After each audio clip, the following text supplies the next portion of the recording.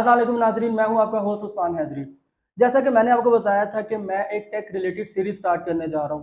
अब उस सीरीज का मकसद क्या था? उस सीरीज का मकसद ये था कि मैं आपको बता सकूं कि डिजिटल वर्ल्ड है, इसमें लोग कैसे अर्निंग कर रहे हैं। आजकल के दौर में अगर आप पैसा नहीं कमा रहे ना, तो इसका मतलब आप कहीं ना कहीं पे गलत है। और वो गलती क्या है कि या तो आपको करियर अपॉर्चुनिटी का नहीं पता, या आपको विजन का नहीं पता कि कैसे कमाया जाए पैसा।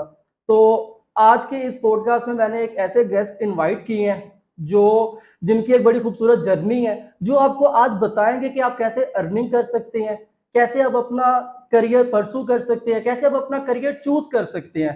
तो मैं अपने गेस्ट को इंट्रोड्यूस करवाता हूँ, सैयद अलीम हैदर साहब, जो कि सीईओ हैं विर्चुअल सॉफ्ट के, और इनका आईटी इंडस्ट्री में जो एक्सपीरियंस है वो 7+ ईयर्स का है।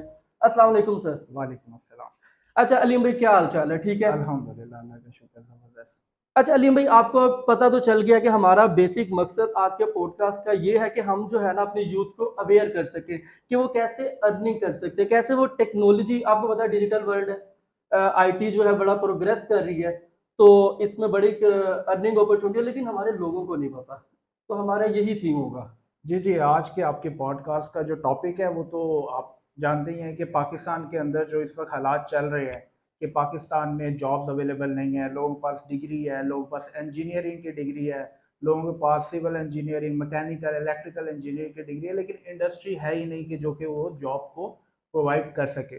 तो सारे टेन्योर के दरमियान आपने देखा कि कोविड के अंदर किस तरह से लोग जो अपने घरों में जो महदूद हो गए, लेकिन कोविड में एक अवेयरनेस आई लोगों में कि यस, हम अपने घर से बैठकर भी अपने लैपटॉप को और अपने कंप्यूटर को यूज़ करते हुए जो है वो अपना काम कर सकते हैं और पैसे कमा सकते हैं। तो उस अवेयरनेस में बहुत से लोगों ने रोल प्ले किया, वहाँ पर बहुत से हमारे मोटिवेशन स्पीकर्स भी मैदान में आए, बहुत से टीचर्स भी आए। कुछ लोगों ने अमेज़न के ऊपर ट्रेनिंग्स दी, कुछ लोगों ने आईटी सेक्टर के different technologies, mobile application, web application, SEO, digital marketing, मतलब हर तरह की टेक्नोलॉजी में एक अवेयरनेस आना शुरू हो गई। और उस एग्जैक्टली। अवेयरनेस के बाद लोगों ने देखा कि बहुत से लोगों ने अच्छा रोजगार तलाश कर लिया, बहुत से लोगों ने अच्छे पैसे कमाना शुरू कर दिए। एग्जैक्टली। तो मेरा ख्याल है कि पाकिस्तान के अंदर अभी भी आईटी की अवेयरनेस उस तरीके से नहीं आई कि जिस तरह से आनी चाहिए, क्योंकि अभी आईटी की अवेयरनेस सिर्फ उस सेक्टर तक है कि जिसकी अप्रोच है कुछ ऐसे लोगों के साथ जो कि आईटी का काम कर रहे हैं। एग्जैक्टली। और अगर हम अपने शहर की बात ही करें तो मैं नहीं समझता कि बहुत ज़्यादा ऐसे लोग हैं जो कि आईटी इंडस्ट्री में काम कर रहे हैं। लाहौर, कराची, इस्लामाबाद ये बड़े शहर हैं, यहाँ पे फिर भी एक रुझान आ गया है। लेकिन जो छोटे शहर हैं वहाँ तक अभी भी ये रुझान नहीं है। लोग अपनी मदद आपके तहत ऑनलाइन यूट्यूब या डिफरेंट सोर्सेज से जो है वो गाइडलाइन लेते हैं, लेकिन वो भी गाइडलाइन एग्जैक्ट गाइडलाइन नहीं ले पाते, क्योंकि आपको भी पता है कि एक मेंटरशिप जो है वो बहुत इंपॉर्टेंट होती है। आप एग्जैक्टली। यूट्यूब पे वीडियो देख के आपको ये तो पता चल जाता है कि पैसे आ सकते हैं, लेकिन आपको ये नहीं पता कि वो आने कैसे हैं, आने उसका कैसे हैं? एग्जैक्ट एक पाथवे क्या होगा। तो ज़बरदस्त आपका टॉपिक है इसके ऊपर। हाँ, अच्छा अलीम भाई, अब स्टार्ट फ्रॉम योर जर्नी। हम लोग आपकी जर्नी से स्टार्ट करते हैं, एजुकेशन से स्टार्ट करते हैं कि ये होता है ना कि एफएससी तक तो आपने आईसीएस रखी थी, या कैसे आपको कंप्यूटर का शौक था, कैसे इस फील्ड में आ पाए? पहले तो मैंने एजुकेशन का बताएं। एफएससी तो मैंने की थी इंजीनियरिंग, प्री इंजीनियरिंग के अंदर, अच्छा। और मैथमेटिक्स मेरा सब्जेक्ट था। लेकिन उस वक्त मुझे भी आइडिया नहीं था कि मैंने कंप्यूटर में आना है। मैं आपको बिल्कुल जो है ना जेन्युइन बात बता रहा हूँ। और उसके बाद मेरा इंटरेस्ट था कि मैं एयरफोर्स में चला जाऊँ या आर्मी में चला जाऊँ। तो मैंने उसके लिए कोशिश भी की, और मेरा जो है ना बस थोड़ी सी एक बैड लक हुई कि मेरे एफएससी में जो है ना 60% रिक्वायरमेंट होती है किसी भी आर्म फोर्सेस की। वहाँ पे मेरे सारे इनिशियल्स क्लियर हो गए थे। सिर्फ क्या हुआ, जब मेरा रिजल्ट आया तो रिजल्ट में मेरे 60% से 2 मार्क्स कम थे एफएससी के, कि जिसकी वजह से वो मेरी बेसिक रिक्वायरमेंट ही पूरी नहीं हो रही थी कि मैं किसी आर्म फोर्स के अंदर इंजीनियरिंग कोर के हाँ। अंदर जा सकूँ। हालांकि मेरे सारे इनिशियल्स क्लियर हो गए थे, मैंने होप सर्टिफिकेट अटैच किया हुआ था कि 60% प्लस आ जाएंगे, लेकिन अनफॉर्चुनेटली वो आ नहीं सके। तो वो फिर मेरा एक साल जो है वो ड्रॉप हुआ, ड्रॉप सीन हुआ, बैड सीन हुआ। उसमें फिर मैंने और डिफरेंट चीज़ों को एक्सप्लोर किया। उसके बाद फिर मैंने सोच लिया कि नहीं, अब मैंने कंप्यूटर साइंस के अंदर आना है, और फिर मैंने अपना कैरियर जो है वो कंप्यूटर साइंस के अंदर स्टार्ट किया, अपनी जर्नी स्टार्ट की। और रहीम यार खान की यूनिवर्सिटी, ख्वाजा फरीद यूनिवर्सिटी, वहाँ पर जाके अपनी एनरोलमेंट कराई, और वहाँ से फिर मेरा जो है वो कैरियर और जर्नी स्टार्ट हुई। अच्छा। अब जैसे कि आपकी डिग्री जो है वो 2014-15 में आपने स्टार्ट की, जी, जी, तब बिल्कुल। तो हमारे यहाँ समझा जाता था कि सिर्फ़ डॉक्टर और इंजीनियर ही ऐसा प्रोफ़ेशन है जिसमें आप अर्न कर सकते हैं। जब आपने इतना बड़ा वो कहते हैं ना कि माशरे में एक बगावत का ऐलान किया कि नहीं, मैंने डॉक्टर इंजीनियर नहीं बनना, मैं सीएस की डिग्री करने जा रहा हूँ। तो क्या रिएक्शन था घर वालों का, माशरे का, लोगों का? अच्छा, ऐसा है कि मेरे घर में जो है ना वो 3 मेरे जो एल्डर्स हैं वो डॉक्टर हैं, एमबीबीएस उन्होंने किया और उसके बाद मैंने करना था। तो रिएक्शन का तो इतना घर वालों का इतना रिएक्शन नहीं था, लेकिन हाँ, सराउंडिंग्स का रिएक्शन था कि यार घर में सारे डॉक्टर्स हैं, तो ये जो है कंप्यूटर साइंस में जा रहा है। लेकिन घर वालों को एटलीस्ट आइडिया था कि कंप्यूटर साइंस जो है वो एक इमर्जिंग टेक्नोलॉजी है, क्योंकि हमारे ख़ानदान में और भी 1-2 लोग हैं जो कि कंप्यूटर साइंस से रेलेवेंट हैं और उन्होंने अपनी कंपनीज़ बनाई और इस वक़्त उनकी कंपनीज बहुत अच्छी जा रही हैं माशाल्लाह। कराची के रेप्यूटेड फर्म्स के अंदर उनकी कंपनीज का नाम होता है। तो घर वालों का तो रिस्पांस अच्छा था, लेकिन जो सराउंडिंग के लोग थे उनमें एक होता था कि यार घर में सब डॉक्टर हैं तो ये कंप्यूटर मैं साइंस में कैसे मैं आ गए। वही ना, आप वो बगावत आपने कर जी, दी जी, थी। बिल्कुल, अच्छा, बिल्कुल। तो अलीम भाई आपने यूनिवर्सिटी में पढ़ा, तो यूनिवर्सिटी की अब थोड़ी-सी हम स्टडी के हवाले से बात करते हैं कि यूनिवर्सिटी में कैसे आपको, क्योंकि आपने स्टार्टअप किया बाद में यूनिवर्सिटी लाइफ के बाद, उस पे भी हम बातचीत करेंगे। तो कैसे आपने यूनिवर्सिटी में रटा सिस्टम आजकल हमारे ज़्यादा चल रहा है, तो आप वो कैसे इस चीज़ को परस्यू कर रहे थे अपने सीएस की फील्ड को?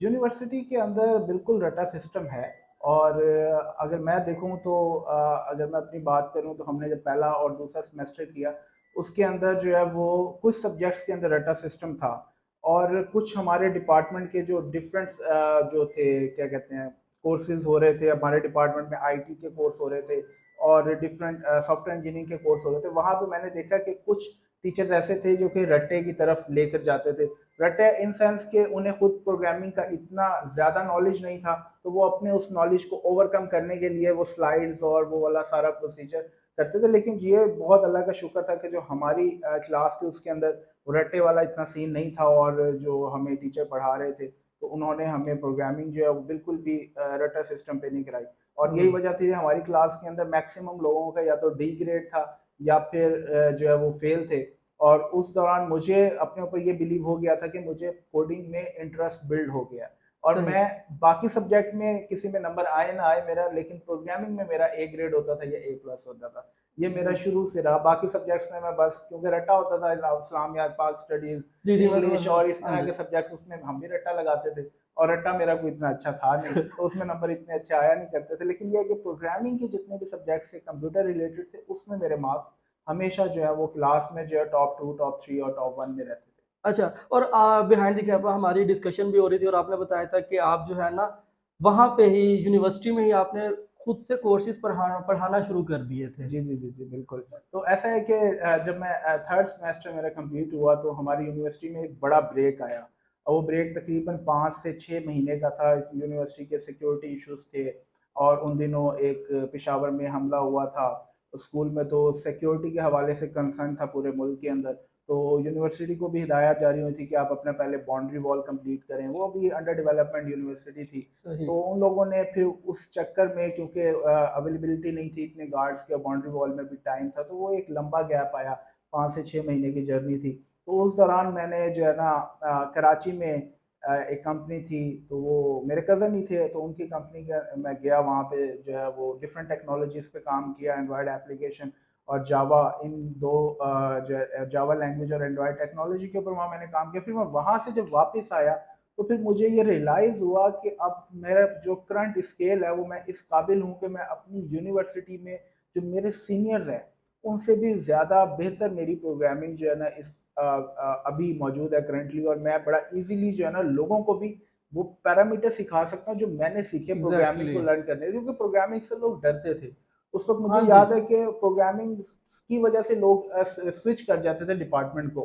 बीबीए में बहुत से लोग गए उस वक्त और डिफरेंट डिपार्टमेंट्स में मैथमेटिक्स और फिजिक्स में चले गए सिर्फ इसी वजह से कि वो प्रोग्रामिंग में डरते थे तो फिर मैंने ये सोचा कि जो चीज़ मुझे क्लिक की प्रोग्रामिंग के लिए और जो मैंने जिस पैटर्न से सीखा तो मैं उसी पैटर्न को लोगों तक कन्वे कर दूं ताकि वो लोग एटलीस्ट डरे ना प्रोग्रामिंग बहुत ईजी है मतलब मैं एक एवरेज सा स्टूडेंट था बहुत ज़्यादा पढ़ने वाला नहीं था लेकिन अगर एक एवरेज सा बंदा प्रोग्रामिंग में चल सकता है इसका मतलब ये कि एक वो पाथवे है जो कि लोग मिस कर रहे हैं एग्ज़ैक्टली। कि जो कि बहुत ब्रिलियंट और रट्टा लगाने वाले लड़के थे वो प्रोग्रामिंग पे नहीं आ पा रहे थे तो उस चीज़ का गैप खत्म करने के लिए मैंने सोचा कि अगर मैं लोगों को पढ़ा सकूँ अपनी वो चीज़, वो जर्नी जो मैंने जिस तरह से सीखा, तो इसलिए फिर मैंने वो कोर्सेज स्टार्ट किया यूनिवर्सिटी में। मैं अपने सीनियर्स और अपने जूनियर्स और अपने बैचमेट सबको पढ़ा रहा था। उस वक्त मेरे पास बैच में मैंने सी प्लस प्लस स्टार्ट की, जावा स्टार्ट की, तो मेरे पास एक बैच में 20-25 लोग हो जाते थे, यूनिवर्सिटी में भी, सादिकाबाद में भी। तो इस तरह से मेरी ये जर्नी जो है वो स्टार्ट हो गई। ज़बरदस्त, ऑसम।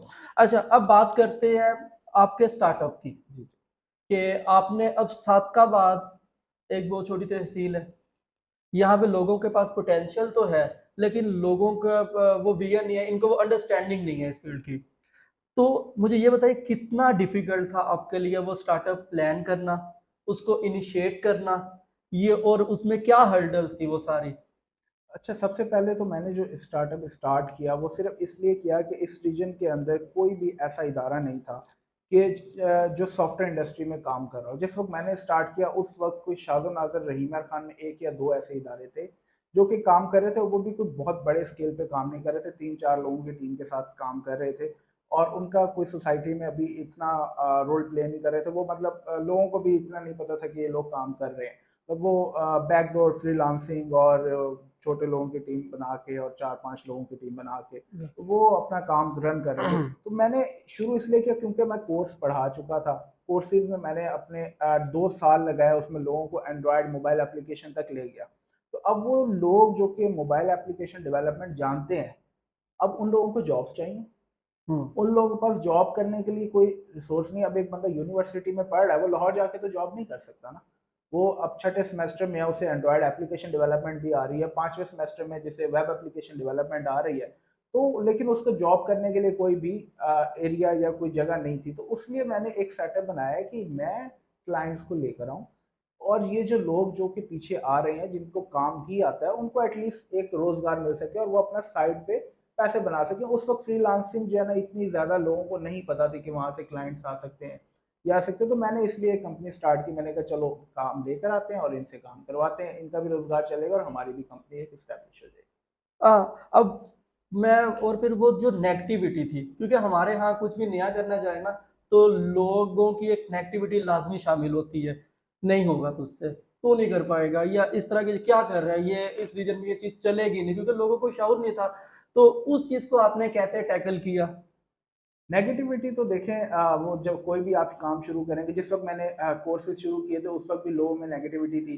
लोग कहते थे पैसे बनाने के लिए कर रहा है, लेकिन बाद में लोगों को पता चला जिन लोगों ने कोर्सेज किए वो इस वक्त सिर्फ वही लोग हैं कि जो कि आगे मार्केट में जाके सर्वाइव कर गए, या उसके साथ को 5-10% और ऐसे लोग थे जिन्होंने खुद से एफर्ट की। तो लोगों ने फिर बाद में देखा कि नहीं यार, जो लोग कोर्स कर रहे थे वो लोग डिग्री के बाद कहीं ना कहीं सेटल हो गए, और जो नहीं कर रहे थे उन्होंने जो है वो, उनमें से कुछ 5 या 10% की ऐसी रेशो थे जिन्होंने खुद से मेहनत की या कहीं और से जाके कुछ किया तो वो आगे निकल गए। क्योंकि स्टार्ट में नेगेटिविटी फेस तो करनी पड़ती है, तो उसका एक वाहिद हल था कि आप इग्नोर करें और अपनी आप काम में लगे रहें। तो मैं बस चीज़ों को इग्नोर करता था और अपने एक ट्रैक पे लगा रहता था। और माशाल्लाह, और यही मेरे ख्याल में रीज़न भी यही है कि नेगेटिविटी आपने इग्नोर की, और अब माशाल्लाह सादकाबाद में सबसे बड़ा आईटी का सेक्टर जो है वो आप लोग रन कर रहे हैं। हाँ। और मुझे बड़ी खुशी होती है कि सादका, अब आपको पता ना कि सादकाबाद से अ, आपके पास भी एक अपॉर्चुनिटी थी, क्योंकि हमारे यहाँ कहा जाता था अगर आपने फ्यूचर बनाना है ना, तो आप लाहौर मूव कर जाओ, कराची मूव कर जाओ, इस्लामाबाद मूव कर जाओ। लेकिन आप भी, आपके पास भी ये चॉइस थी कि आप मूव कर सकते थे। सादकाबाद को ही क्यों चुना आपने कि मैं यहाँ पे स्टार्टअप प्लान करूँ? देखें, सादिकाबाद में 2-3 वजूहत थी। एक तो सादिकाबाद में मेरा ना शुरू से मैं पेरेंट्स के साथ रहा हूँ और फिर उन्हीं के साथ रहने का एक प्लान था। अगर मैं लाहौर जाता तो डेफिनेटली फैमिली से दूर और सारी चीज़ें, एक तो ये वजह थी। और दूसरी ये थी कि लाहौर के अंदर तो ऑलरेडी इंडस्ट्री है। हुँ, तो सादिकाबाद के अंदर इंडस्ट्री ही नहीं है। सादिकाबाद में जहाँ पे इंडस्ट्री है ही नहीं, वहाँ पर इंडस्ट्री बिल्ड करना एक बहुत चैलेंजिंग टास्क था। और एग्ज़ैक्टली, उसमें फ़ायदा क्या था कि इन फ्यूचर इस एरिया के अंदर रह के हम अपनी इंडस्ट्री को ग्रो कर सकते थे। हमारा एग्ज़ैक्टली, विजन यही था कि हम यहाँ पे रहते हुए, घर में रहते हुए हम इंडस्ट्री को बिल्ड करें। डेफ़िनेटली यहाँ पे हमारे रिसोर्सेज़ के एक्सपेंसेस कम थे, ये भी एक वजह थी। और स्टार्टअप लेने के लिए हमें जो है वो लाहौर अगर जाते तो लाहौर में अब एक नई जगह पे जा रहे हैं, हमें भी वहाँ पे जाके चीज़ें समझने में बड़ा टाइम लग जाना था। एग्ज़ैक्टली। तो यहाँ पर हमें उस चीज़ों में बड़ा एक फ़ायदा भी हुआ और इस वजह से यहाँ पे ज़बरदस्त, स्टार्ट किया। ज़बरदस्त, बड़ी इंस्पायरिंग जर्नी आपकी। अच्छा, अब ना हम लोग आते हैं कि करियर की तरफ। आईटी फील्ड में क्या अगर एक पर्सन है, डिग्री के बगैर सर्वाइव कर सकता है? जी बिल्कुल, डिग्री के बगैर सर्वाइव कर सकता है। बहुत से लोग हैं जो कि डिग्री के बगैर ऑलरेडी सर्वाइव कर रहे हैं और मैट्रिक और एफएससी के बाद उन्होंने स्किल सेट इतना बेहतर किया और अभी वो बढ़ के इंडस्ट्री के बहुत बड़े-बड़े जो है वो ओहदों पे बैठे हुए हैं और बहुत प्रोफेशनली काम भी कर रहे हैं। तो सब बहुत से लोग ऐसे हैं और सादिकाबाद से बहुत से लोग ऐसे हैं कि जिन्होंने विदाउट डिग्री जो है वो स्किल सेट में इतना अबूर हासिल कर लिया कि वो अभी बड़े-बड़े सॉफ्टवेयर हाउसेज़ को जो है वो लीड कर रहे हैं। ज़बरदस्त। अब देखिए ना कि हमारे यहाँ पे फिर वो अवेयरनेस नहीं है। हमारे यहाँ वो कहते हैं हम अच्छा आपने देखा होगा कि हमारे यहाँ अगर एक स्टूडेंट से पूछा जाए ना कि आप डिग्री के बाद क्या करोगे? वो कहता है अभी डिग्री तो कर लूँ। हाँ, बिल्कुल ऐसे ही। तो अभी हमारे पास जो स्टूडेंट उनका एक विजन नहीं है, बिल्कुल। उनकी उनको एक डायरेक्शन नहीं है। तो अगर अब आप चूँकि इस फील्ड से रिलेटेड हैं, तो मैं ये कहूँ कि अगर अब एक मैट्रिक का बच्चा है, एक एफएससी का है और हम लोग जिस मिडल क्लास से भी नीचे वाले हमारी जो सोसाइटी है यहाँ इस रीजन की और वो अपनी फैमिली को फाइनेंशियल सपोर्ट करना चाहता है, तो कैसे करे? देखिए पहली चीज़ तो ये है कि अगर आप एफएससी कर लिया, आप देखें कि यूएसए से यहाँ पर से जितने भी स्टूडेंट्स बाहर जाते हैं एफएससी के बाद, तो वो एक चीज़ ज़हन में रख के जाते हैं कि जाने वाले पैसे घर वालों ने लगाने हैं या उसने खुद लगाने हैं। वहाँ जाके उससे फीसेस भी खुद उठानी है और घर वालों को खर्चा भी भेजना है या अगर कहीं से उधार पैसे उठा के गया तो वो पैसे भी उतारने हैं। बिल्कुल। तो अगर एक बंदा यूरोप में जाके इस माइंडसेट के साथ जाता है कि उसने एफएससी के बाद अगर वो ग्रेजुएशन के लिए जा रहा है तो पैसे कमाने भी हैं, पढ़ना भी है, अपने एक्सपेंसेस भी उठाने हैं, तो व्हाई नॉट पाकिस्तान? पाकिस्तान में बंदे एग्ज़ैक्टली। का ये माइंडसेट क्यों नहीं है? उसकी जो एक मेन रीज़न है जो मुझे लगता है, एक ये है कि वो ये सोचता है कि लोग क्या कहेंगे क्योंकि और कोई काम नहीं कर रहा है और हाँ, दूसरी वजह ये है कि जॉब ही नहीं है। एग्ज़ैक्टली। अब आपको जॉब क्या मिलेगी 15 से 20 हज़ार की जॉब मिलेगी, इसमें आपकी फीस भी नहीं पूरी हो रही और आप पढ़ाई भी नहीं सही कर पा रहे, तो पेरेंट कहता है यार चलो यार 10-20 हज़ार मैं ही लगा देता हूँ, इसमें कोई फ़ायदा तो नहीं है। तो 2 वजूहत है, एक तो जॉब नहीं है और दूसरी वजह ये है कि वो एक माइंडसेट नहीं है। हाँ, और इस चीज़ को ख़त्म कैसे किया जा सकता है कि आप पाकिस्तान में जॉब ही क्यों ढूँढ रहे हैं? आपको पता नहीं है, आप ना ढूँढें, आप ऑनलाइन फ्रीलांसिंग सीखें, आप ऑनलाइन मार्केट में अपनी जॉब ढूँढें और घर बैठ के अपना पार्ट टाइम काम करें, पैसे कमाएँ। आप अगर फ्रीलांसिंग से 2, 3, 4 लाख रुपए महीना कमा सकते हैं, तो why not you are working for that? आप उसके एग्ज़ैक्टली। लिए क्यों कोशिश नहीं कर रहे? आपको कोशिश करनी चाहिए। हाउ ब्यूटीफुली एक्सप्लेन्ड आपने बड़ा बेहतरीन अंदाज में एक्सप्लेन किया है कि अब देखिए ना आजकल के दौर में अगर आपके पास लैपटॉप है, नेट है और अगर आप फिर भी पैसे नहीं कमा रहे, इसका मतलब कि कहीं न कहीं पे ना आप खुद आपके अंदर ही वो स्पार्क नहीं है। आप खुद ही वो कुछ नहीं करना चाह रहे। तो यही चीज़ है। अच्छा, अलीम भाई अब ना एक बच्चा है, शौक भी है उसको, उसके पास विजन नहीं है, उसके पास डायरेक्शन नहीं है, कमाना चाहता है। कैसे स्किल सीखे? कौन-कौन सी स्किल्स है जिसको वो सीख के अर्निंग स्टार्ट कर सकता है? अच्छा देखें हर वो फ़ील्ड, हर वो स्किल जो कि आप वर्चुअली घर बैठे दे सकते हैं, वो आप फ्रीलांस कर सकते हैं। फ्रीलांस का मतलब क्या है कि आप कहीं से भी बैठे हुए किसी के लिए भी कोई काम कर दें। मतलब हर वो चीज़ जो आप घर बैठे सर्विस दे सकें, वो फ्रीलांस है। अब उसमें आप लिस्ट बनाते जाएँ। अब मेरा ख़्याल अगर लिस्ट बनाना शुरू करें तो हज़ार से ज़्यादा ऐसी स्किल्स हैं कि जो अच्छा। कि आप घर बैठे दे सकते हैं। अगर आप स्टार्ट करें तो सबसे छोटी स्किल की बात करते हैं डिजिटल मार्केटिंग। आप हुँ, देखेंगे पहले दौर ये था कि मार्केटिंग के लिए ब्रोशर्स आते थे या एग्ज़ैक्टली फिर केबल्स पे ऐड आते थे। 2 ही वे थे या तो ब्रोशर्स आपने बाँट दिए या केबल पे ऐड आ गए, उसमें आपकी मार्केटिंग हो जाती थी। ऐसे ही है। अब मार्केटिंग चेंज हो गई, डिजिटल मार्केटिंग आ गई, यूट्यूब पे भी ऐड चल रहा है, आपका फेसबुक पे भी ऐड चल रहा है, इंस्टा पे भी ऐड चल रहा है, हुँ, स्नैपचैट पे भी, टिकटॉक पे भी, गूगल एड्स में भी चल रहा है, वेबसाइट के थ्रू भी ऐड चल रहा है, तो आपका तो हर जगह पे ऐड चल रहा है। अब ऐड तो हर जगह चल रहा है, अब ऐड चला कौन लोग रहे हैं? एग्ज़ैक्टली। कुछ लोग हैं ना जो ऐड चला रहे हैं, अब एग्ज़ैक्टली। उनको ऐड चलाने के लिए कुछ लोग चाहिए जो कि पहले क्या होता था आप पम्फलेट बाँटने जा रहे हैं, आपको दिहाड़ी लग गई, अब हाँ जी। घर-घर में पम्फलेट बाँटने जा रहे हैं, ठीक है? लेकिन उसमें क्या था अगर आप यूएसए बैठे हैं तो आपको वो दिहाड़ी वाला बंदा देता था यूएसए के हिसाब से रेट, पाकिस्तान बैठे तो पाकिस्तान के हिसाब से, यूएसए बैठे तो आपको $100 की दिहाड़ी मिलती थी, यहाँ बैठे तो आपको ₹1000 की दिहाड़ी मिलती थी। अब गैप खत्म हो गया, आप इंटरनेशनल मार्केट के लिए आज भी ऐड लगाने का काम कर रहे हैं।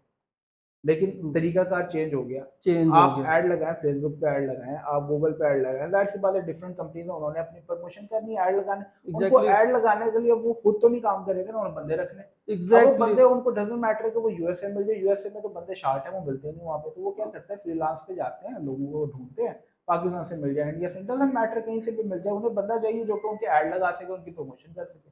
और देखिए कितना ये कितनी एक छोटी सी स्किल और कितनी ज्यादा अर्निंग है। जी आप बिल्कुल। बैठे बैठे आप इसमें भी काफी ज्यादा अर्न कर सकते हो। अब यही बात है ना कि हमारे लोगों को पता ही नहीं है कि क्या क्या अपॉर्चुनिटीज है, क्या क्या है। अब ऐसे ही आपने बताया कि और भी बहुत हजारों स्किल्स हैं, किसी को भी वो सीख सकते हैं, किसी को भी पकड़ सकते हैं। तो अब हमारे यहाँ के नौजवान का मसला ये है कि उसको वो चाहिए कि वो चाहता है कि उसकी उंगली पकड़ के ना उसको सब चीजें खुद से करवाई जाए। जी बिल्कुल ऐसा ही है। उसकी वजह क्या है? उसकी वजह ये है कि उसने पहले कभी ये चीज़ें सुनी ही नहीं ना। हाँ ना जी। अपने पेरेंट्स से सुनी, ना ना उसने अपने किसी भाई से सुनी, ना अपने किसी रिश्तेदार से सुनी। अब मैं अपने दौर की बात बताऊँ तो मुझे तो पता ही नहीं था कि फ्रीलांसिंग के प्लेटफ़ॉर्म्स कौन-कौन से हैं। एफएससी तक जब तक मैं यूनिवर्सिटी में नहीं आया, बल्कि यूनिवर्सिटी में भी नहीं पता था, जब तक मैं किसी सॉफ्टवेयर हाउस में नहीं गया, तो मुझे तो पता ही नहीं था कि फाइवर भी होता है, अपवर्क भी होता है, या हम्म। डिफरेंट प्लेटफ़ॉर्म से क्लाइंट आता भी है। मुझे तो इस चीज़ के बारे में ही नहीं पता था, क्योंकि सराउंडिंग में इस चीज़ के बारे में बातें ही नहीं होती थी। बातें हम्म। क्या होती थी? इंजीनियर बन जाओ, डॉक्टर बन जाओ, इन चीज़ों के ऊपर बातें होती थी सिर्फ। बिल्कुल, ये तो डिग्री वो थी या फील्ड वो थी जो अंडर शेडो थी, जिसका आज भी हम बहुत सारी जो छोटी सिटीज है जैसे लाहौर, इस्लामाबाद, कराची, इनके अलावा अगर आप चले जाओ तो ये अभी भी अंडर शेडो है, अभी भी इनमें जो है ना डेफिनेटली। डेवलप इतनी नहीं हो रही है फील्ड। बिल्कुल ऐसे ही। और क्या सो अच्छा, ज्यादा से ज्यादा स्टार्टअप्स क्यों नहीं हो रहे हमारे यहाँ? हमारे यहाँ देखें कि स्टार्टअप्स की रेशियो जो है ना बड़ी कम है। स्टार्टअप्स की रेशो कम होने के पीछे एक माइंडसेट की भी बात है।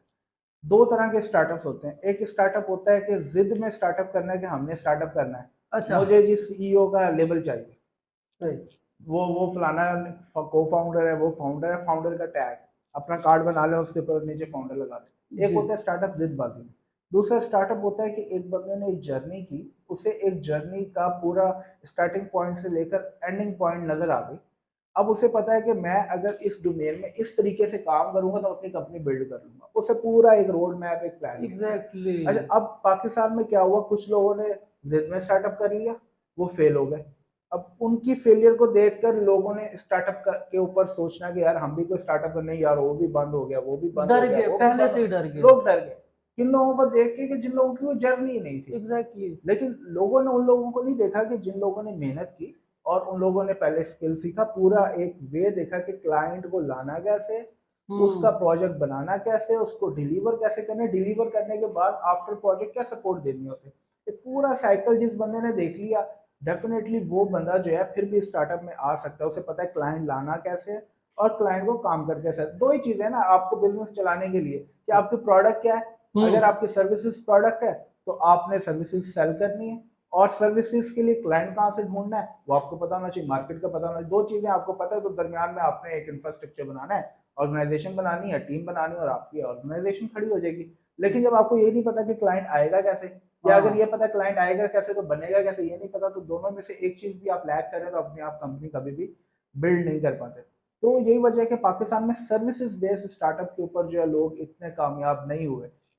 ये एक मेजर वजह है। अच्छा, तो अब आपकी इस बात से ना बड़ा खूबसूरत वो है कि हम लोग जो है ना फेलियर्स को देख के डर जाते हैं, बल्कि हमें तो चाहिए कि फेलियर्स के सीखना चाहिए कि उन्होंने कहाँ पे गलती की, हम वो गलती ना करें और अपना स्टार्टअप प्लान कर सकते हैं ताकि हम लोग फेल ना हो। अच्छा अलीम भाई, अब मूविंग फॉरवर्ड, हमारी बिहाइंड द कैमरा डिस्कशन हो रही थी, आपने मुझे बताया था कि एक आपके पास ऐसा भी स्टूडेंट इनरोल हुआ था जो फ्रिजों वगैरह का काम करता था और आज माशाल्लाह लाखों का कर रहा है। आप मुझे उसकी स्टोरी बताएं ताकि हमारे जो सुनने वाले हैं वो भी मोटिवेट हो जी सके। जी बिल्कुल बिल्कुल। जब मैंने स्टार्ट किया, वर्चुअल शॉपिंग स्टार्ट किया, तो एक अपने सादिकाबाद का एक लड़का था मेरे पास आया। उसने पहले प्रोग्रामिंग सीखी, फिर वो डिफरेंट जगह से अमेजोन के कोर्सेज, डिजिटल मार्केटिंग के कोर्सेज भी उसने किए। मतलब उसमें एक चाह थी कि मैं जो है ना फ्रीलांसिंग और ऑनलाइन अर्निंग और इस साइड पे मूव करूँ। मतलब इलेक्ट्रिशियन था, फ्रिज वगैरह और डिफरेंट चीज़ों का काम करता था।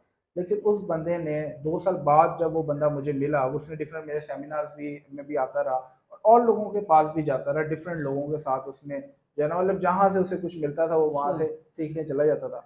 तो 2 साल बाद मुझे पता चला कि यार वो बंदा तो अभी अमेज़न पे भी काम कर रहा है और वो फाइवर पे भी काम कर रहा है, अपवर्क पे भी काम कर रहा है। तो मल्टीपल डिजिटल मार्केटिंग के जितने भी प्लेटफॉर्म्स हैं उसने टच किए हुए हैं, और वो अपना जो है वो अच्छा खासा, मतलब मेरा ख्याल है कि फ्रिजों से कोई वो 10x या 20x जो है वो अर्निंग स्टार्ट उसने अमेजिंग। कर दी है।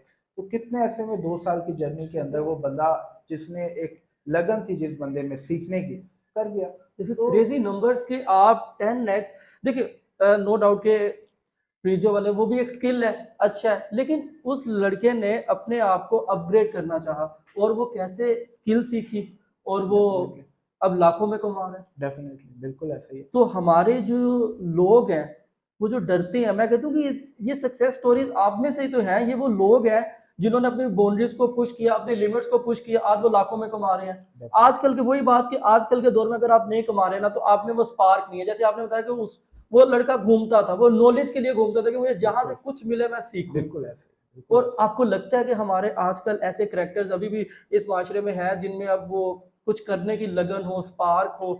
देखिए आजकल स्पार्क हर बंदे में ही है, हाँ करने की लगन हर बंदे में, लेकिन होता ये है कि कुछ बंदे कहते हैं उनको प्लेट में मिल जाए। कमाना हर कोई चाहता है, हाँ। हर बंदे को गाड़ी चाहिए, हर बंदे को अपना घर चाहिए, अच्छा हर बंदे को चाहिए कि उसका पैसा और रेस्टोरेंट में रात को वो खाने खाए, आउटिंग करे, घूमे फिरे, हर बंदे को लाइफस्टाइल चाहिए ना। एग्जैक्टली। हर बंदा लाइफस्टाइल के लिए मेहनत कर रहा है, लेकिन कुछ लोग होते हैं वो कहते हैं कि लाइफस्टाइल हमें प्लेट में मिल जाए। कुछ लोग होते हैं हमने लाइफस्टाइल को लेना है और उसके लिए एफर्ट हाँ, करनी है। अर्न करना है तो हमने वो वो एफर्ट चीज। करने वाले लोग जो हैं वो काफ़ी हद तक मुझे इतने नज़र नहीं आते, लेकिन हैं एफर्ट करने वाले भी हैं। लेकिन ज़्यादातर अभी वही पिछला माइंडसेट चल रहा है, डिग्री कर लो, ग्रेजुएशन कर लो, फिर किसी कंपनी में जॉब हो हाँ जाएगी जी। और तुम्हारी लाइफ सेटल हो जाएगी। इस तरह से अभी मामलात जो है ना वो चलने वाले नहीं है, थोड़े से मामलात पाकिस्तान में एटलीस्ट चेंज हो। इसका मतलब कि वही बात कि एक तो डायरेक्शन लेस है, हमारी जो यूथ है उनको डायरेक्शन का ही नहीं पता, उनको इतना पता है कि कमाना है पर कैसे कमाना है उनको ये नहीं पता। तो डेफिनेटली। अब जैसे आपने बताया कि आप लोग भी कोर्सेज वगैरह करवाते हो, तो अब मुझे बताएं कि कोर्सेज की रेशियो कैसे आपकी इंक्रीज हो रही है। अब आप देख रहे हैं क्योंकि आप तो अब बेहतर जानते हैं ना, इस फील्ड में है कि हर सेशन के बाद आपकी जो इनरोलमेंट है इंक्रीज हो रही है, कैसे जो लोगों में अवेयरनेस आ रही है, इस हवाले से मुझे गाइड करें। देखिए कोर्सेज जो है ना मैं आपको सीरियसली बताऊं, जब हमने वर्चुअल हब स्टार्ट किया ना तो हमने उस वक्त कोर्सेज को पॉज लगा दिया था, सही। क्योंकि हम आगे चले गए कि हमने अब, क्योंकि डेफिनेटली कोर्सेज करा रहा था मैं, अब मेरे पास वो टाइम नहीं था कि मैं कोर्सेज में दे सकूं। अब हाँ। क्योंकि मैंने कंपनी का स्ट्रक्चर खड़ा करना था और कंपनी को खड़ा करना था, तो मेरा ज़्यादा टाइम जो था वो कंपनी के स्ट्रक्चरिंग में, क्लाइंट्स और प्रोजेक्ट्स और उसमें लगता था।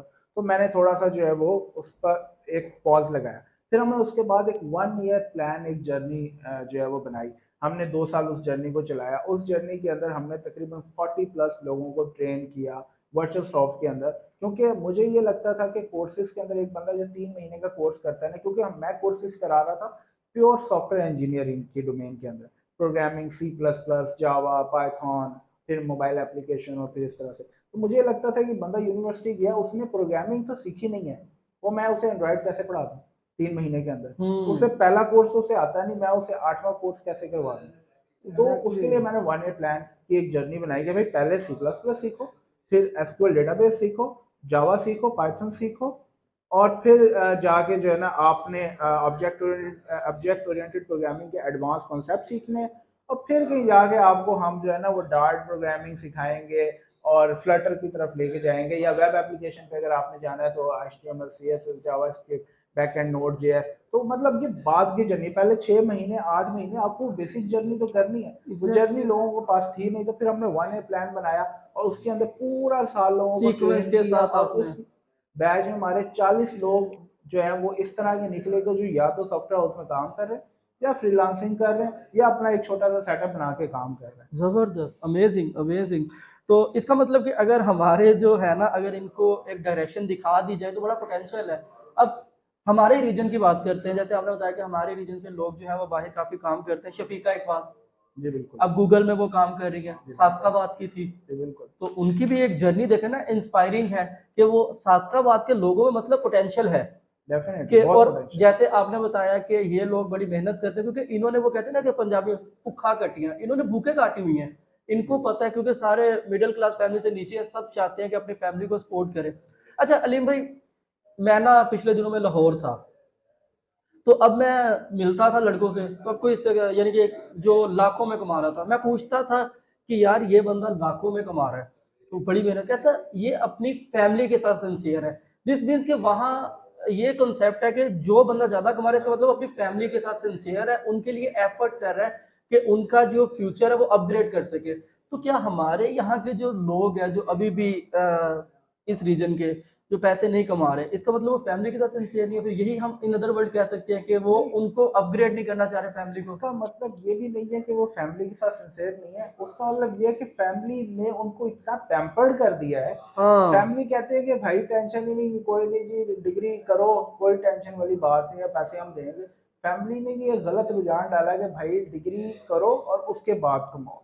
फैमिली को ही ये रुझान डालना था कि भाई एफएससी हो गई, तुम्हारा एडमिशन हो गया यूनिवर्सिटी में, अब तुम कुछ करो कि तुम अपनी फीस भी निकालो और हमारे लिए भी कुछ बेहतर करो। हम्म, मतलब फैमिली ने पैम्पर्ड गलत कर दिया ना वो, क्योंकि उनके जहन में ये था कि जी अफसर लग जाएगा। क्योंकि आज से 30 साल पहले आप चले जाए, अगर एक बंदे की एफएससी के बाद उसकी ग्रेजुएशन हो जाती थी तो अफसर लग जाता था, वो 2-2.5 लाख रुपए कमाना शुरू कर देता था। ऐसे ही। उसको टेंशन भी नहीं थी, तो लोगों ने उसी ट्रेंड को देखा कि जी हमारा बच्चा तो अफसर लग जाएगा, लेकिन अफसर तो अब लग नहीं रहा वो यहाँ पर। अब तो हमारे आपने देखा है कि पाकिस्तान में पिछले 4-5 साल में कोई जॉब ही नहीं आई, कोई जॉब्स ही नहीं आ रही। इस और ये चीज़ भी आप समझते हैं कि इसी वजह से अब जब बाकी कोई जॉब्स इन, तो लोगों ने फिर आईटी की तरफ आना शुरू किया कि चले हम लोग कोई स्किल सीखते हैं, और वही फिर घर बैठे भी देखें, अब। जब पाकिस्तान में जॉब नहीं होगी तो दो काम होंगे, या तो लोग यहाँ से बाहर जाके जॉब करेंगे, या लोग यहाँ बैठे ही बाहर की जॉब ढूंढेंगे। दो ही काम हो सकते हैं, एग्जैक्टली, पाकिस्तान में तो जॉब है नहीं ना। तो या एग्जैक्टली, तो हम बाहर चले जाएं, बाहर जाने के लिए आपको चाहिए, अगर आप स्टूडेंट वीजा पे जाते हैं 40 से 50 लाख का खर्चा है। डायरेक्ट पीआर पे जाते हैं, आपका मास्टर्स होना चाहिए, आपका आईएलटीएस में बहुत अच्छे नंबर होने चाहिए, फिर आप वेट करेंगे, अप्रूवल होगा और फिर आप जाएंगे। तो सबसे आसान तरीका क्या है? स्किल सीखें, यहाँ बैठ के पैसे कमाएं, फिर बाहर जाना है, पाकिस्तान में रहना है, आप पे डिपेंड करता है, आप जैसे मर्जी करें। एग्जैक्टली। अच्छा अली भाई, मैं ना आपके साथ एक बात, अब जैसे स्किल्स की बात करता हूँ। मेरा एक दोस्त है, अब ना जो शॉर्टकट्स की तरफ जाते हैं, मेरा एक दोस्त था सातकाबाद का ही, शॉर्टकट में ना बड़ा बिलीव करता था। उसको किसी ने कहा कुछ ना डाटा एंट्रीज वाला कोई काम था, तो 3 दिन ना उसने वो कोई एंट्रियां करता रहा, और उस 3 दिनों में जो उसकी स्लीप थी ना, वो समझे कोई 8-10 घंटे तीनों दिन की मिला के थी, और बाकी टाइम वो बस काम करता रहे। और चौथे दिन पता चला वो सब स्कैम था। तो मैं उसको मिला, मैंने उसको कहा कि यार यही अगर आप एफर्ट किसी कोर्स में कर लेते, डेली के सिर्फ 3-3 घंटे भी देते, तो आज आपके पास लर्निंग होती, आज आपके पास कुछ फ्रूटफुल सी चीज तो होती ना। तो ये जो लोग शॉर्टकट की तरफ जाते हैं, इनके लिए आप क्या कहना चाहेंगे? अच्छा देखिए, एक तो शॉर्टकट तो कोई चीज़ नहीं होती। हम्म। बाकी दूसरा ये कि डेटा एंट्री इटसेल्फ एक स्किल है। अब आपने ये देखना है कि आप जो डेटा एंट्री कर रहे हैं वो कोई स्कैम की डेटा एंट्री तो नहीं हाँ, कर रहे, एग्जैक्टली, या एग्जैक्टली। आप कोई स्किल की कर रहे हैं। होता है क्या, स्किल जो है ना वो विद टाइम चेंज हो रहा है। आपको पता है कि अभी GPT-4 आ गया है, और उसके बाद बहुत सा जो है स्किल वो इतना ईजी हो गया है, वो चैट जीपीटी को आप बताते हैं, वो आपको एग्जैक्टली, फौरन ही उसका रिजल्ट दिखा देता है। आप में कंटेंट लिखना है, आपने कोई उसमें कीवर्ड्स निकालने हैं, आपने कुछ एग्जैक्टली। कुछ भी करना है, आपने कोई रिसर्च करनी है, आपने कोई कोड लिखना है, कोड आपको लिख के दे देता है। आप तो बहुत सारा काम जो है वो with the passage of time आपका खत्म हो रहा है, और कुछ नया काम जो है वो स्टार्ट हो रहा है। तो अगर आपने कोई शॉर्टकट स्किल सीखी है, फॉर एग्जांपल आप डेटा एंट्री बहुत अच्छी कर लेते हैं, तो आपको ये चाहिए कि आपको पता है कि data entry with the passage of time वो माइट भी पॉसिबल कि वो कम हो जाए या खत्म हो जाए, हम्म। या कोई रोबोट या ऐसे असिस्टेंट आ जाए जो कि कर रहे हो। तो आप अपनी स्किल को साथ साथ अपग्रेड करते जाए। अपग्रेड करते मतलब रहे। आप एंटर तो हो गए, ठीक है, अब आपको थोड़ा पैसा आना शुरू हो गया, बस आप वहीं तक लिमिटाइज ना हो जाए। अब आप नई स्किल सीखिए, आपके पास दिन में पूरे 8 घंटे हैं काम के हैं, और 4-5 घंटे आप नई स्किल सीख सकते हैं। तो आप 8 घंटे काम करेंगे, 6 घंटे काम करें, 6 घंटे नई स्किल सीखिए। इस तरह से आपका कैरियर ग्रो हो जाएगा। जबरदस्त, जबरदस्त। मतलब हमें वो एक डायरेक्शन में अपने जो स्किल है उसको भी एक डायरेक्शन में यूज करना चाहिए। बिल्कुल ठीक एग्जैक्टली। हो गया। अच्छा अलीम भाई, आप पाकिस्तान में यानी कि पाकिस्तान को आप आईटी में कहाँ देखते हैं 2030 में, कि आपको क्या लगता है कि हम कितने डेवलप हो जाएंगे 2030 तक? मुझे लगता है कि 2030 तक पाकिस्तान आईटी में बहुत ज़्यादा आगे होगा। उसकी वजह यह है कि जब भी आपको पता है कि जब कौम जो है ना बहुत ज़्यादा खुशहाल होती है, तो उस कौम के अंदर जो है ना मेहनत करने का जज्बा ख़त्म हो जाता है और एक डाउनफॉल का शिकार होती है। और जब कौम बहुत ज़्यादा पसमानदा होती है, तब उसके लड़कों में, नौजवानों में मेहनत का शऊर बेदार होता है, और वो कौम जो है वो कामयाब हो जाती है। तो पाकिस्तान के इस वक्त हालात बिल्कुल ऐसे ही है कि पाकिस्तान जो है ना इस वक्त बिल्कुल उस पॉइंट पे आ गया है कि अब लोगों को पता है कि भाई हमें तो रोटी भी नहीं मिल रही। हाँ। तो अब ये एक टाइम है कि हर बंदा ये सोचता है कि भाई उसने कुछ करना है। अब जब हर बंदा सोचेगा, डेफिनेटली अभी आईटी सेक्टर में जितना काम हो रहा है, अवेयरनेस हो रही है, और गवर्नमेंट भी अभी जो पिछली गवर्नमेंट ने भी आईटी के ऊपर बहुत अच्छे इनिशिएटिव लिए थे, और अभी की गवर्नमेंट ने भी, कल मैं एक न्यूज़ सुन रहा था कि आईटी के ऊपर वो एक पूरा जो है उन्होंने एक प्रोग्राम बनाने का एक मंसूबा बनाया है, और उसके ऊपर उन्होंने अपना थिंक टैंक बिठाया है कि रिसर्च करके बताएं कि हम आईटी को कैसे स्ट्रॉन्ग कर सकते हैं। तो पाकिस्तान में मुझे ये लगता है कि आने वाले वक्तों में आईटी में बहुत ज़्यादा जो है वो इम्प्रूवमेंट आएगी। जैसे इंडिया बहुत आगे निकला है, पाकिस्तान भी इंशाल्लाह इंडिया के बाद सेकंड आईटी में आ सकता है। तो मेरा ख्याल है कि 2030 तक पाकिस्तान का फ्यूचर ब्राइट है। ज़बरदस्त। बड़ी खुशी हुई कि आपने ये इस चीज़ को हाईलाइट किया। अच्छा, मैं ना अब एक चीज़ जानना चाहूँगा आपसे कि हमारे जो आईटी में है, जो आईटी मिनिस्टर है, आपको नहीं लगता वो आईटी वाली फील्ड से ही होने चाहिए, क्योंकि वो फिर उस चीज़ को बेहतर अंडरस्टैंड कर सकेंगे, उस चीज़ के उनको ईच एंड एवरी वो एस्पेक्ट का पता होगा। इस चीज़ पे आप कैसे देखते हैं? जी बिल्कुल, आईटी मिनिस्टर आईटी से रेलिवेंट होना चाहिए, क्योंकि डेफिनेटली जब आपको आईटी का पता ही नहीं तो आप आईटी के ऊपर प्रोग्राम कैसे बनाएंगे। लेकिन सिर्फ आईटी से रेलिवेंट होना ही ज़रूरी नहीं है। आईटी के साथ एडमिनिस्ट्रेशन और मैनेजमेंट प्लस ये दो चीज़ें उस बंदे के पास होनी चाहिए। फॉर एग्जांपल, एक बंदे को आईटी में बहुत अच्छा नॉलेज है, उसे पता है, लेकिन उसे आईटी इंफ्रास्ट्रक्चर का नहीं पता, तो वो एग्ज़ैक्टली। नहीं बना सकता। तो आईटी प्लस उसकी मैनेजमेंट स्किल और उसका जो एक एक्सपोजर है इंडस्ट्री के अंदर वो होना एक इम्पॉर्टेंट फैक्टर है, कि जो कि ज़रूरी है, तभी आईटी के जाहिर सी बात है कि प्रोटोकॉल्स बन सकते हैं। ज़बरदस्त, मैं समझ गया आपकी बात और बड़ा अच्छे से आपने एक्सप्लेन किया इस चीज़ को। अच्छा, अलीम भाई, अब देखें कि हमारे यहाँ आपने देखा होगा कि जैसे इंडिया की हम मिसाल लेते हैं, इंडिया हमसे बहुत आगे है। अब जो ट्रेंड ग्लोबली ख़त्म हो जाता है, पाकिस्तान में वो ट्रेंड तब शुरू होता है। हम लोग यानी कि हर चीज़ को बड़ा लेट पिक करते हैं। ये क्या वजह है? अच्छा, इसकी जो वजह थी ना, ये आज से अगर आप 20 साल पीछे चले जाएं, कि जब आपका मीडिया इतना स्ट्रांग नहीं था और आपके पास सोशल मीडिया नहीं था, उस वक्त आप तक इंफॉर्मेशन ही बहुत लेट आती थी। पाकिस्तान में तो इनोवेशन हो ही नहीं रही थी।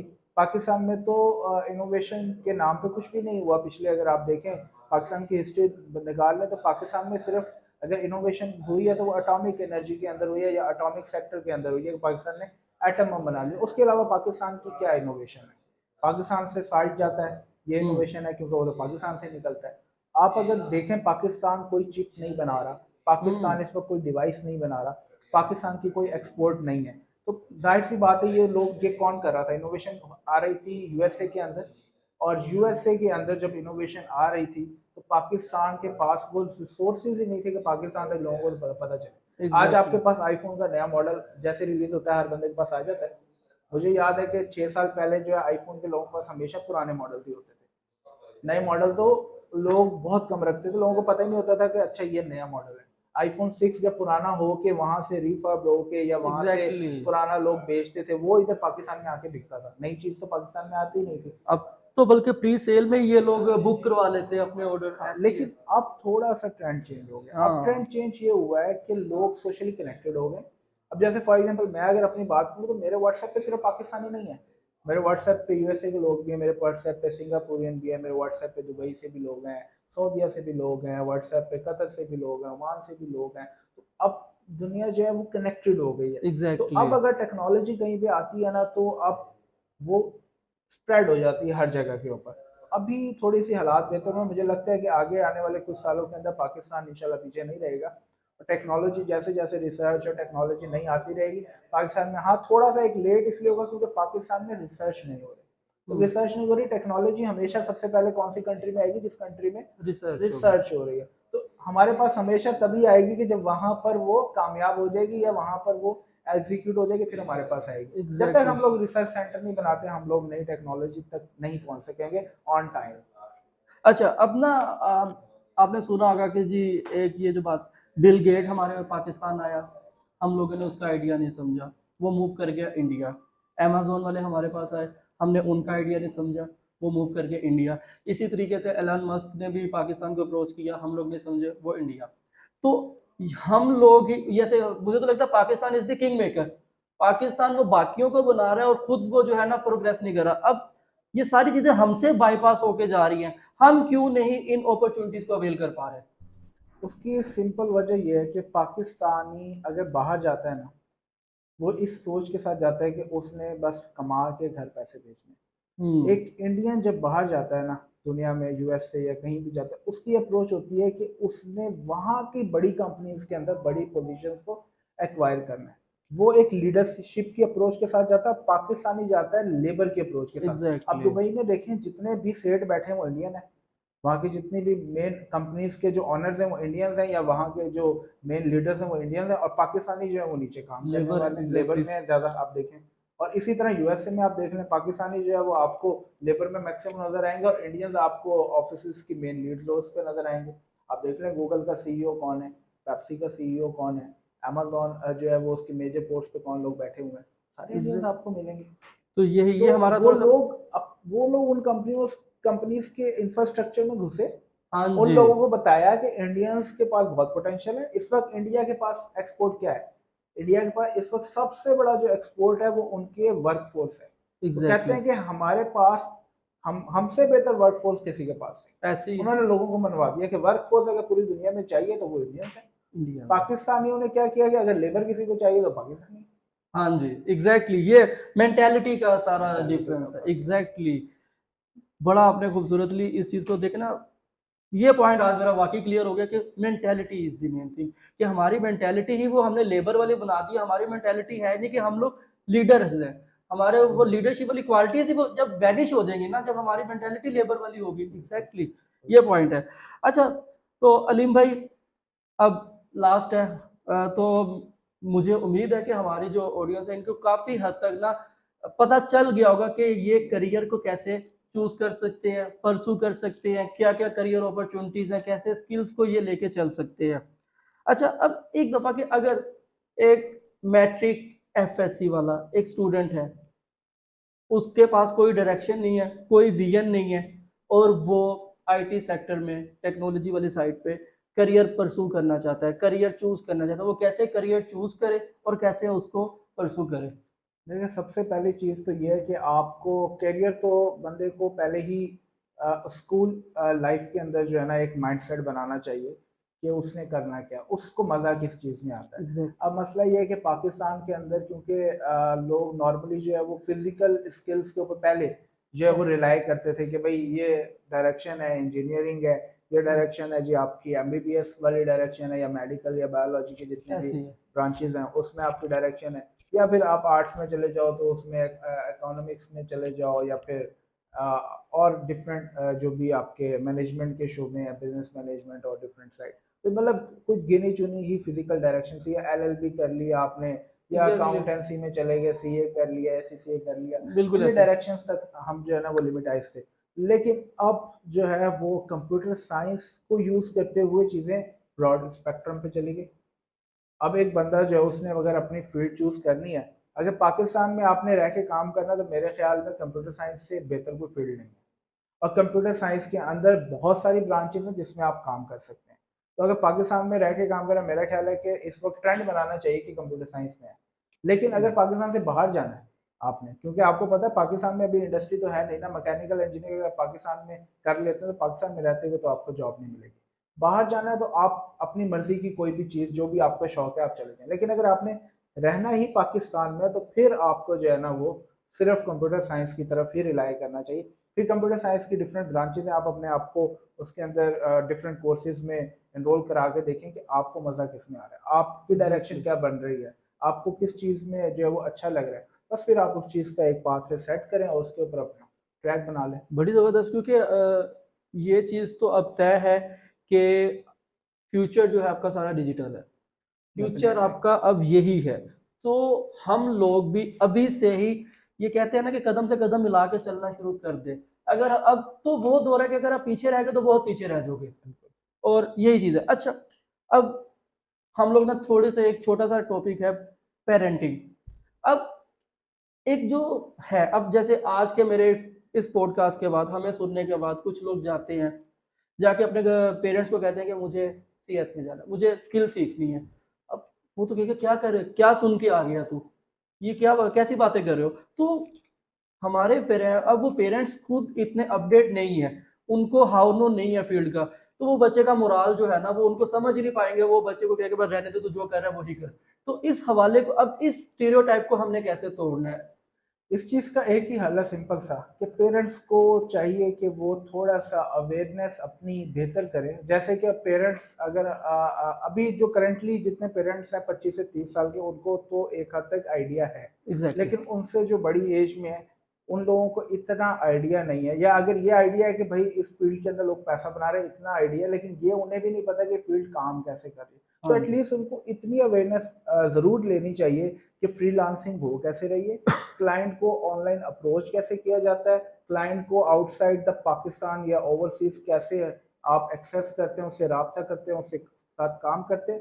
एटलीस्ट इस प्रोसीजर को उन्हें समझ आना ज़रूरी है, ताकि वो लोगों को, अपने बच्चों को इनकरेज करें कि वो मार्केट जो है वो सिर्फ पाकिस्तानी मार्केट को ना देखें, वो ओवर द वर्ल्ड आपके पास मार्केट एग्जैक्टली। ओपन है इंटरनेशनल, तो आप उसमें जो है ना वो टारगेट करें। बिल्कुल, आपने वो बड़ा ही ना बेहतरीन तरीके से आसान कर दिया है वालिदैन के लिए कि वो इस पॉइंट को समझ सके, क्योंकि वो समझेंगे तो अपने बच्चे को भी ना हेल्प बिल्कुल करेंगे एग्जैक्ट। कि वो भी, क्योंकि अब जो टाइम है ना, अब देखिए वही इन दी एंड चीज़ वही आ गई कि इस फील्ड में जो है आप लाख से ऊपर, मतलब बहुत पैसे है। आप एक हैंडसम अमाउंट जो है अर्न कर सकते हो, स्किल सीख के लाखों कमा सकते हो, हजारों कमा सकते हो, और एक अच्छे इन्वायरमेंट में एक वाइट कॉलर जॉब के साथ एक सूटेड बूटेड होके आप कमा सकते हो। तो इन चीज़ों को जो है कि अब हमारे ये जो छोटी सिटीज़ होती हैं, इनमें अवेयरनेस आनी चाहिए। और ये हैट्स ऑफ टू यू कि आप लोग बड़ा ज़बरदस्त काम कर रहे हैं कि आप कोर्सेज करवा रहे हैं, आप लोग आईटी के लिए काम कर रहे हैं उन सिटीज़ में जहाँ पे लोग, अगर आपके लिए एक ईजी वे था, आप जाते लाहौर कराची कहीं भी मूव कर जाते, आप वहां जाके आज एक हैंडसम अमाउंट वही 10-15 हज़ार डॉलर आप ले रहे होते कहीं बैठ के, आपको क्या जरूरत थी। आप किसी भी बात पर, थैंक यू सो मच कि आपने हमारी इस सिटी के लिए ये भी एक वो खिदमत खल की है कि आपने एक आईटी सेक्टर खोला है। और अब वही है ना कि आप घर जा जाके तो लोगों को नहीं बुला सकते, आपने एक ओपन कर दिया, अब आपको खुद आना पड़ेगा, सीखना पड़ेगा और सीखें। आज का पॉडकास्ट का मकसद ही ये था कि आपको एक विजन बता दिया जाए, आपको बता दिया जाए, करियर अपॉर्चुनिटीज बता दी जाए। और अलीम भाई ने सब चीजें आप लोगों के सामने रख दी हैं कि आप कैसे हैंडसम अमाउंट कमा सकते हैं। अगर इस वीडियो के बाद भी आप पैसा नहीं कमा रहे, इस वीडियो के बाद भी अगर आप कोई आपने स्किल सीखने का शौक पैदा नहीं किया, तो अलीम भाई मैं कहता हूँ कि ये खुद से ही ना, वो इनके अंदर स्पार्क वो खत्म हो चुके हैं और ये खुद ही कुछ नहीं करना चाह रहे। अलीम भाई, अब लास्ट में अगर आप कोई भी मैसेज देना चाहें यंगस्टर्स को, पेरेंट्स को। जी, मैसेज लास्ट में यही होगा कि अपने बच्चों को, अगर पेरेंट्स हैं और ये वीडियो देख रहे हैं, तो अपने बच्चों को इनकरेज करें कि वो एक्सप्लोर करें इन चीज़ों को भी, कि किस तरह से ऑनलाइन मार्केट वर्क कर रही है, किस तरह से फ्रीलांस मार्केट में लोग क्लाइंट्स के साथ अप्रोच करते हैं, और किस तरह क्लाइंट जो है वो लोगों के साथ अप्रोच करते हैं, और कौन कौन सी डोमेन्स हैं, कौन कौन सी स्किल सेट्स हैं कि जिसका काम जो है वो ऑनलाइन मार्केट में चल रहा है। क्योंकि अगर आपको स्किल सेट ही नहीं पता होगा, आपको एक अवेयरनेस ही नहीं होगी, तो आप चूज नहीं कर पाएंगे कि आपने कौन से स्किल सेट में जाना है। तो अगर आप लोग जो है वो अपने बच्चों को इस तरह से ट्रेन करेंगे कि वो लोग स्किल सेट को एक्सप्लोर भी करें और सीखें भी, तो डेफिनेटली बच्चों का फ्यूचर जो है वो ब्राइट है। और अगर कोई मेरी वीडियो ऐसे लोग देख रहे हैं कि जो कि अभी कैरियर या अपनी स्किल को डेवलप करना चाह रहे हैं, तो उनके लिए मेरा यही पैगाम है कि वो आप सबसे पहले ये सीखें कि फ्रीलांसिंग है क्या। सबसे पहले आपको पता होना चाहिए कि आप जो चीज़ करने जा रहे हैं वो एक्चुअल में वर्क कैसे करती है। अगर आपको यही नहीं पता, तो आप उसमें काम ही नहीं कर सकते, और उसके बाद फिर आप अपना एक जर्नी प्लान करें और एक ट्रैक बनाएं कि आपने कैसे करना है। तो बस यही मेरा आपके लिए पैगाम है कि आप लोग जो है वो फोकस करें ऑनलाइन मार्केट के ऊपर। हाँ, तो thank you so much Aleem भाई। और मेरी, अब आप लोग इस वीडियो को ज़्यादा से ज़्यादा शेयर करें। अब शेयर करने का मकसद ये नहीं कि मुझे आपकी इस शेयरिंग से करोड़ों रुपया मिल जाना, नहीं। अब शेयर करने से ये होगा कि अगर आप पेरेंट्स हैं तो अपने बच्चों को शेयर करें, अपने बच्चों को शेयर करें कि देखें, ताकि उनका विजन बने, उनकी करियर काउंसलिंग हो, कि वो देख सकें कि यार अच्छा ये स्किल्स है, हमने यूँ इनको चूज करना है। अगर आप यंगस्टर्स हैं, मैट्रिक के, एफएससी के, यूनिवर्सिटी के स्टूडेंट है, आप अपने दोस्तों के साथ शेयर करो कि यार चलो अब हम लोग बैठ के कोई स्किल सीखते हैं, हम लोग अपने करियर को चूज करते हैं, हम लोग सीखते हैं कि हमने अब कैसे पैसे कमाने हैं, कैसे हमने करियर बनाना है। तो thank you so much Aleem भाई, थैंक्स फॉर योर टाइम।